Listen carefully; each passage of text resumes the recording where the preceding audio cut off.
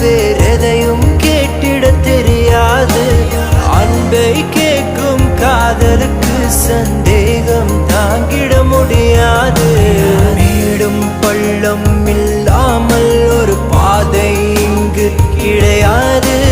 பிரிவும் துயரம் இல்லாமல் ஒரு காதலின் ஆழம் புரியாது. காதல் ஒரு ஆகாயம், அது என்றும் வீழ்வது இல்லையடி.